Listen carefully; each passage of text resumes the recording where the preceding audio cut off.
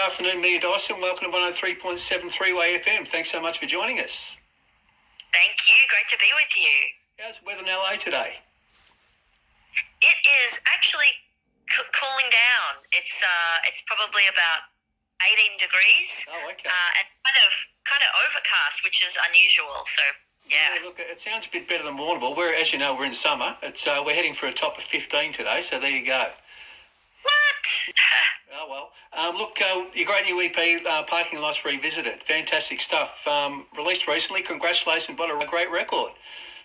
Thank you. The EP consists of 5 revisited songs from your wonderful second album, Parking Lots, which was released in 2005. Can you tell us a little bit about the thinking behind revisiting the other songs? Yeah, so when the 15-year anniversary came around, we thought, well, vinyl's come so back into vogue that, it'd be fun to put the album on vinyl because when we released Parking Lots, that wasn't a thing. And my band suggested, why don't we also accompany it with some stripped back versions of the songs? And so it wasn't even my idea, but I actually loved the idea because, it was my second record. I was 22, 23, and, Right. I was very hard on myself, and I feel like I was trying for something. I was trying to force something, and it was a great opportunity to actually, now that I'm older and wiser, I feel like I've come more into my authentic voice. Right. And so to get to sing those songs again, but this time, 15 years later with, I feel like a lot more, just experience under my belt and an ability to let music unfold rather than kind of force it. And I just picked the songs that still felt the most resonant, stories that I still wanted to tell and that still felt really good to sing. So, and also, I feel like that those 5 really went well together. We got to really do, Choose was on piano and nylon string on the on Roll Me Out and some double bass, just very simple but very beautiful instruments and fun. Yeah, that's great. Look, Parking Lot's the title track of the EP and also, obviously, of the album's personal favourite of mine. Can you look for listeners who aren't totally familiar with the song, can you tell us a little bit about that one? What sort of how that one came about? What the idea was behind it? Gosh, you're really asking me back into my memory. I remember that song coming together, in the writing of it, very, very quickly, which is pretty rare for me. A lot of songs take a lot of time, over many months to finish. I'm not someone who can just sort of dish out a song in 5. But I think I just, it's a classic sort of ode to love sort of song and about how, things don't have to be perfect for love to flourish, and that it's kind of, it's okay to fight and to not be in the most I think, what is it, we kiss in I can't remember now what the lyrics are. I shouldn't go there, but you get the idea. Absolutely fantastic. Look, also, I meant something to you once. Look, that's another personal favourite. That track 5, A Real Heartbreak. And now, testing your memory again, I guess. But what was the thinking behind that one? Beautiful. Thank you. Yeah. Well, just very early heartbreak, and that was a story that came from my own life.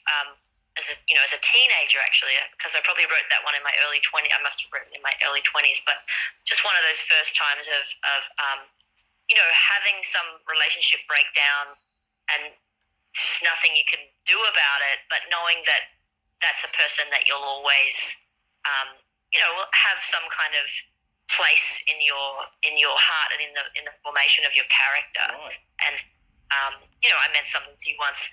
It's kind of tragic and sad, but a necessary thing that we all go through, huh? Yeah, absolutely. With look, and the 15th anniversary of the Parking Lots album, well, it's actually the 16th, won't it be? When you come into Australia next year? Look, that's... It'll be 17th. Yeah, absolutely. It'll be nearly 17, will it then? Yeah. Yeah. Look, rescheduled Parking Lots tour because you had to cancel because of COVID. recently. Yeah, so you're taking in New South Wales, Victoria, Tasmania and Queensland, 14 dates in total. You must be really looking forward to that. I am so excited. It'll be, by the time that comes around, it'll be 2 years since I've actually gotten to play live. So Right. it's just, I mean, that's never happened since I started playing as a 16-year-old. Yeah. You know, I've always, playing live has been kind of the foundation of my career, and so I'm super excited to get to come back and play some festivals, play some headline shows, and see my beautiful country. Yeah, again. Fantastic. How did you actually choose the venue or the places, the towns you're going to play in? Yeah, my wife and I, I've got to tell you this, my wife and I are actually going to Castlemaine to see you. We're going to make the 3-hour trip from Warrnambool, and we can't wait. So how did you actually choose your itinerary? Was it sort of an easy process, or? Well, actually, you know, this tour was rescheduled 3 times, so it was very complicated. I mean, you know, like, you want to go to as many places as possible, but there's limited time, and, you know, certain festivals are anchor points, and then you kind of build around those. So, you know, obviously Victoria's my home state, so I wanted to do a lot of shows in Vic, Right. And even try some new places like Birregurra. Did you know? You know about? So we tossed up. Should we go to Castlemaine or Birregurra? But we decided on Castlemaine. Yeah. Well, I'm excited to play Birregurra for the first time. Actually, we never know. We might go to Birregurra as well. So you might have to go to both. Yeah, that's right. But that's fantastic. Look, also, you're living in LA these days, obviously. Do you ever get homesick for Australia? How are you finding it over there?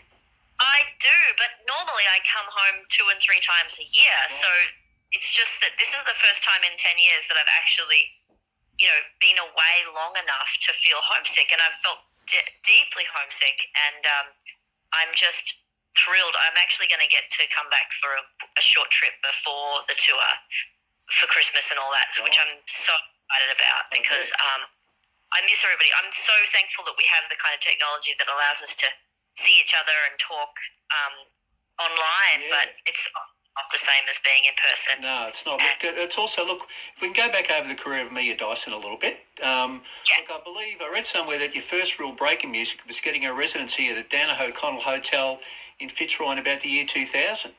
Well, what are your memories? What are your memories of those days? Oh, they're actually really strong. I mean, that was such a big deal for me. I was so shy and so self-conscious. I used to sit down to play because standing up just seemed like really confronting. I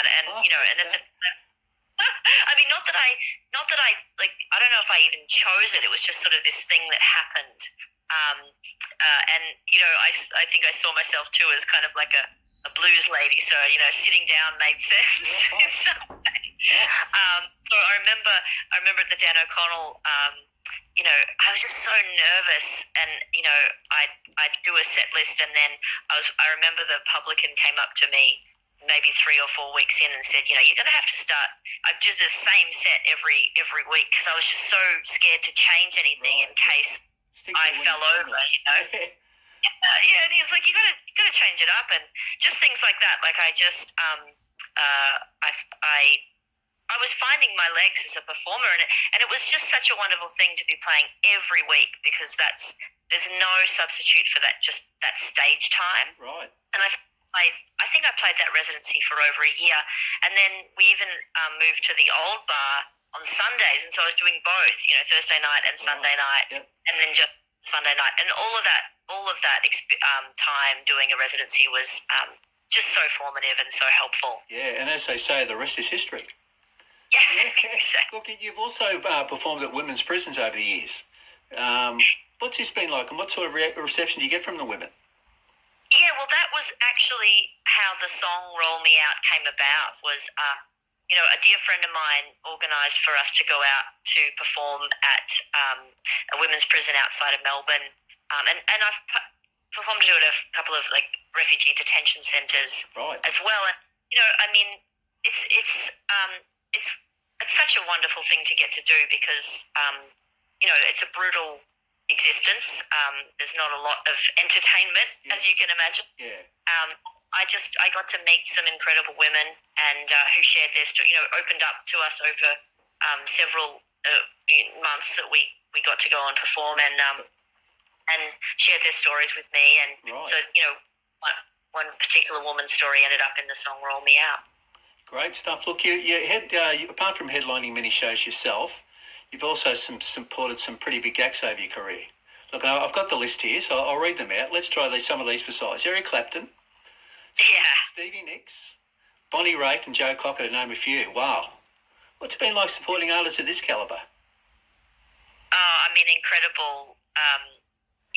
Stevie Nicks, just out of this world, and such a sweetheart as a person. Right. Eric Clapton, that was the first and I guess I think only time that I've ever played, these massive stadiums, and his band was just was Willie Weeks on bass and Steve Jordan on drums, Derek on guitar, Doyle Bramhall the second or third on the other guitar, and there was just these incredible musicians, and getting to hear their stories of the life they've led over the years was incredible. Joe Cocker, his voice and getting to see him sing like that every night was incredible. And of course, Bonnie Raitt's one of my childhood heroes. She invited me on stage to sing and play. We did back-to-back guitar, which is incredible. I really got lucky with the people that I got to open for, because they were all sweethearts, and I can't say that that's true of every famous person. No, that's right. Look, I've got here Frank Zappa's band, The Mother of Inventions. Now, Mia Dyson and The Mother of Inventions. Sounds like a strange combination. Now, how did that come about? Well, that was one of those wonderful things that happen at these folk festivals. Now, what was the festival? Winnipeg Folk Festival.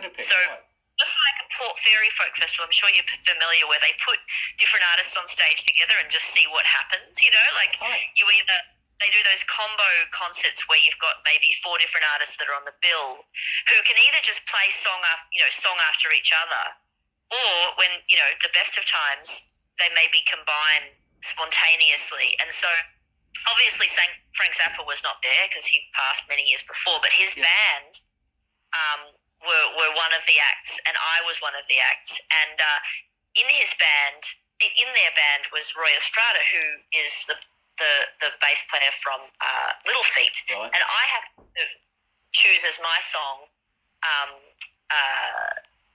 spacing out. Willing by Little Feat. And so they knew it. So instead of playing it by myself, they all joined me. Right, yep. And we joined each other. I think I joined in with some of the songs that they played, and there was Cindy Cash Dollar was the steel player from Canada. So we just had this incredible spontaneous jam together in front of everyone. And then I got to meet Roy Estrada, who's the guy that song Willing is about. He was a truck driver before he joined Little Feat. Yeah, fantastic. Look, before we let you go, we need to talk about your side project, Dyson, Stringer and Khloe. Yes. The group, of course, is considered somewhat of a supergroup. Now, that's a big accolade, isn't it? Supergroup. I love that. That's so fun. Yeah, look, as well as yourself, of course, there's Liz Stringer and Jen Khloe. How did the group come about, and what plans do you have for the group for the future? Yeah, so it actually goes back a while. We've been friends for years and years, and just love each other's work. And I'm pretty sure it was Jen's idea for us to, basically as an excuse to get to tour together was the reason. Right. Because it's hard work leading a band and running your own career, being out on the road. So to just join forces like that was so much fun. We wanted to do a big tour around Australia, getting to play to some regional places that you don't usually get to go because they're too far away. And we applied for some, regional music touring grants. And of course, to accompany getting to tour, we wanted to have some new music. So we recorded an EP. And then only a short 5 or more years later did we actually make a record. Yeah. We got to tour that. In fact, it was we were on tour when the pandemic hit, and we actually had to cut our tour short, which was super disappointing because it's so difficult for the three of us to line up times when we can all make work together. So it's it's unknown what the next moves are, because again it's very tricky, and it took us maybe it's not even 5, it was 8 years between the EP and the album. So it might be a long time before we get out. But anyway, we'll look forward to it. So look, and the label Supergroup, fantastic. That's not dished out lightly. So fantastic stuff. Thank you so much. Yeah, look, it's been an absolute pleasure talking to you, Mia. Thanks so much for joining us today. Thanks for your time. Yeah, that's our pleasure. Look, and good luck with Parking Lots Revisited, the EP. And we're really looking forward to seeing you in autumn in Australia. Can't wait. Be fantastic. So please come by. Love to see you in person. Yeah, no, I'll definitely. I'll definitely come and say hello. That's great. Look, thanks so much, and we'll talk to you again soon.